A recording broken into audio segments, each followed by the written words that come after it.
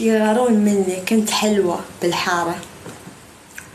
وهذول البنات تكرونيات، مدري خير أمهم طبعا تكرونية من السعوديين المتكرنين هذول بالجنسية. طبعا ما نعرف وين قصة أبوهم.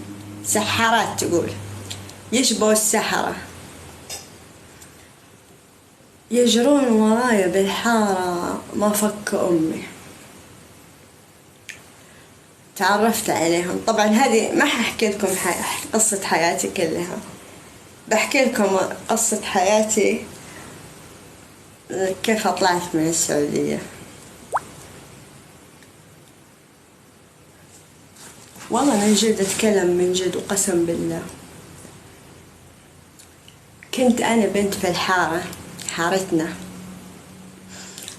وكانوا بنات الحارة يعرفوني، بالذات عندنا في بنات تشادين في الحارة، ودايما يعني يحبوني، ودايما يفرحوا يشوفوني. منى يجننوا أهلي بيش يجوا عندنا، يحبوني عشان كنت دايما لما يكون عندي لبسة حلوة جزمة حلوة يقولوا لي أعطيني، ما نقول لهم لا صراحة، نعطيهم. المهم البنات تعلقوا فيا، ما أدري ليش يحبوني في الحارة. إيش صار؟ طبعا وأنا عاشرتهم طبعا، وأنا من مواليد جدة أصلا، يعني من مواليد الشرفية، يعني حارتنا الشرفية. فهذول البنات التكرونيات مجنسات، هم من أصولهم من نيجيريا طبعا، من السعوديين البشرة السوداء يعني. فهذول البنات هذول البنات بسم الله علي لما أتكلم عنهم حاسدني.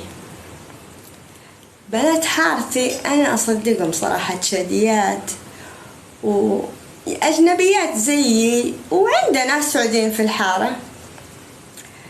المهم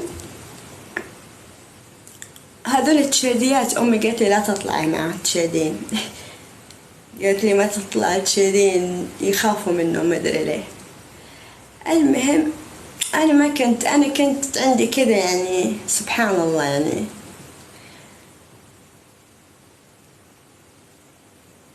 اللي يعاملني كويس عامله كويس. وهذول البنات التشاديات عندنا في الحارة يعني معاملتهم كويسة ويخافوا علي بالعكس والله. وقسم بالله نطلع معهم السوق يجي واحد سعودي بيغتصبنا ولا شيء، ولا يطاردنا في تاكسي ولا كان ينضرب. تشادية والله ما تخليه، تشادية يه.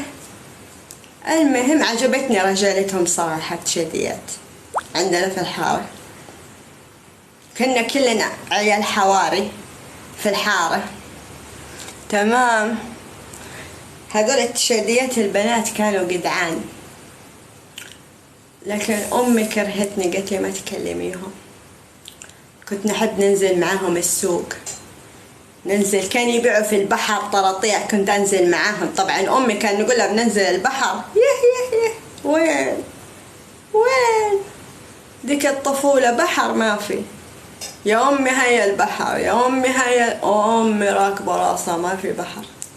نلبس ونتظبط ونقول لها يلا بدي أروح البحر، تقول لي لا، وتتجنن علي وأنا أتجنن خلاص. وكانوا يمشوني والله، يبيعوا الطراطيع في البحر، كنت أروح معاهم والله. بنات يعني يطلعوا رزقهم يترزقون وزي كذا. المهم رحنا في يوم، هذا اليوم هو اليوم الكارثي اللي حصل لما لقينا السعوديات هذول. يا لهوي والله ما همش سعوديات. المهم ايش صار؟ كان عندنا احنا طبعا ساكنين في حي الشرفية في جدة، كان عندنا حي الكندرة يبيعوا شو اسمه، يبيعوا طازج، دجاج الطازج. قلت خلاص، قلت لها يلا يا خديجة، صاحبتي خديجة طبعا تشادية، قلت لك هي أكبر مني ب5 أو 6 سنين. المهم لا، هذا هو سبب كرهي للسعودية، بس في الحقيقة مش هو بس. فرحنا مطعم الطازج، شوفوا يا ناس يا عالم، القصة من هنا بدت. رحنا مطعم الطازج قاعدين ناكل، شوي لقينا بنت كذا خدمية طبعا أنا وصاحبتي خديجة دقيناها، جت خشت علينا عرض في المطعم، وقسما بالله ما أكتب عليكم، خشت علينا وقعدت تقول تتكلم معانا كذا، قعدناها معانا. بس أنا اللي من واحد من وشه ينعرف من تقعد ومن تكلم ومن مانيش هبلان، أنا بنت من يومي وأنا مفتحة. المهم قعدت معانا، قلت بسم الله وش هذه، شكلها ما هي صاحية كانت. قعدت معانا أكلنا دجاج الفروش، خلصنا أنا وخديجة، قلت له خديجة هي صار كله غمز، هي خديجة بنروح حارتنا. المهم رحنا ورا التاكسي، ماشية ورانا، يا ساتر يا رب وش هاللصقة ماشية ورانا. هي أصلا من يوم ما قالت لي أنا سعودية قلت هذه خدمية من الخدم كذا، خمنتها. بعدين طلعت أبوها حارتي وأمها تكرونية. المهم وهو مطلقهم طبعا، والبنات طالعين يا لهوي بيعرفوهم في كل قسم في السعودية، ترى كل مقفر معروفات، ترى معروفات. جيل بن سلمان تو كان يواجهني، تو معروفات في السجون أصلا هذول البنات، اسمهم لولوة وأمل، حرام فيها الاسم حتى لولوة. المهم أختها طبعا احنا لقينا أمل، هي قصيرة أمل، والتانية يعني نفس طولي كذا، لكن تخسى تكون نفس جمالي. تصدقوا انه راحت سوت تجميل نفس خشمي عشان تلبس البرقع زي كذا، لاني كنت نلبس. راحت شو رحلوني، لانهم يعرفوا السعودية، رحلوني وراحوا حتى بنات الحارة شديد يعرفوني. دخلتني الحبس، وانا في الحبس يقولوا لي يا منى والله يقلدوكي، قالوا لي حتى في اللتمة حقتك، شوفي من زمان وانا عمتهم. شفتم كيف هالسعودية من زمان وانا عمتهم. المهم ايش صار، قامت هذه قلنا لها، انا قلت لخديجة هي قعدت نغمز لها جوا المطعم. المهم جينا طلعنا المطعم، من المطعم طالعة ورانا، وقسم بالله زي اللصق الامريكي طالعة ورانا. قلت لا وكمان. ركبنا التاكسي، قالت نروح معكم الحارة نوصلكم، تبي توصلنا بيتنا. المشكلة وين خديجة وافقت، والله أنا وحدي ما حد يقدر لي إلا رب العالمين. بس المشكلة خديجة وافقت، ركبتها معانا في التاكسي. المهم إيش صار، وإحنا ماشيين في نص الطريق بدأت تسب يا أجانب، إيش جابكم بلدنا، يا لاجئين، يا مدري إيه. طبعا أنا كنت صغيرة ما أعرف إيش لاجئين والكلام هذا، بس أجانب أعرف، يا أجانب وعنصرية. قلت لها اسمعي احترمي نفسك، تراكي وقتها انا وصلت الحارة اصلا، قلت لها تراكي في حارتي، ترى احترمي نفسك. وقسم بالله هذا اللي صار.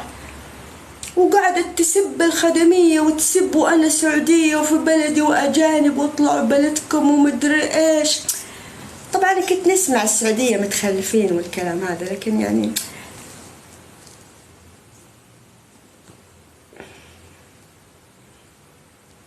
استغفر الله. المهم قالت كذا ونعطيها كفين ثلاثة، ومسكتها هيك قلت لها اسمعي احترمي نفسك، ها الكلام هذا ما يمشيش معايا في حارتي، ها. وعطيتها كفين والباكستاني بتاع التاكسي تجنن، قال اطلع من التاكسي، يطلع. نزلنا من التاكسي. المهم راحت الخرا الله لا يجيبها، راحت. بعد فترة جات المصيبة الثانية، خديجة طبعا بنت الحارة، يا منى يلا نروح الطازج. قلت لها والله ما اروح الطازج، روحي لوحدك. عرفت اني بنلقاهم هناك اصلا، والله عرفت اني بنلقاهم. قلت لها هي الطازج، قلت لها والله ما اروح نلاقي ذيك البنت الخدمية، وقسم بالله كان لقيتها تو بنوري ابو امها، ترى والله ما سكت لها، ترى من هي اللي كانت تسويها ويا اجانب. كيف من صدقك انت يا خديجة بترجع المطعم تاني، البنت هذه شكلها هناك.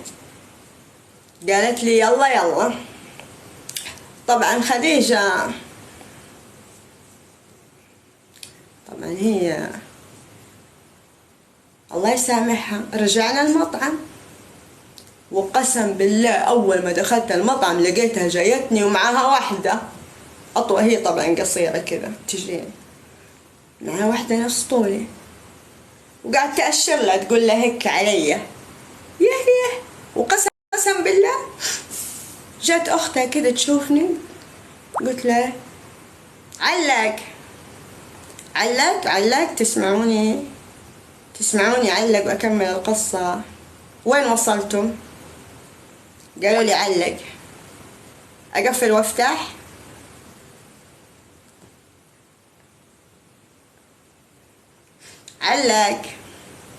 علق نقفل ونفتح. كويس. وين وصلنا القصة؟ وين وصلنا نحن؟ تابعوا حسابي الجديد يا جماعة، هذا في أول مرة أفتح عليه لايف. وين وصلنا في القصة؟ مطعم الطازج. وش صار؟ بس وصلنا هنا، وصل عندك؟ ايه.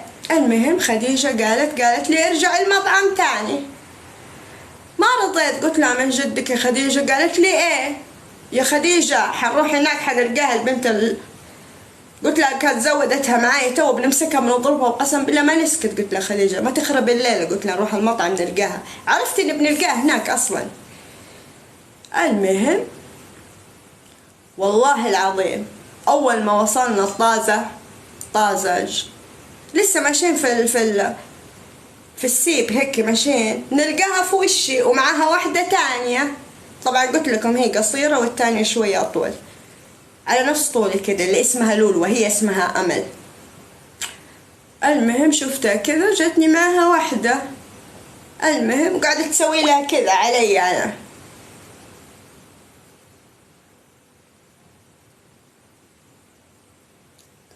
أنا قلت لكم قصة لما نزلت البحر. أي قصة نزلت البحر؟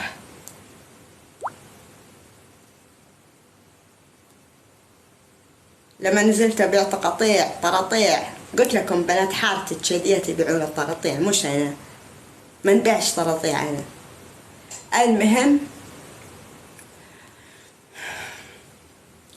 المهم زي ما قلت لكم، طبعا نكمل القصة. المهم أول ما وصلنا الطازج قلت لكم أنا رفضت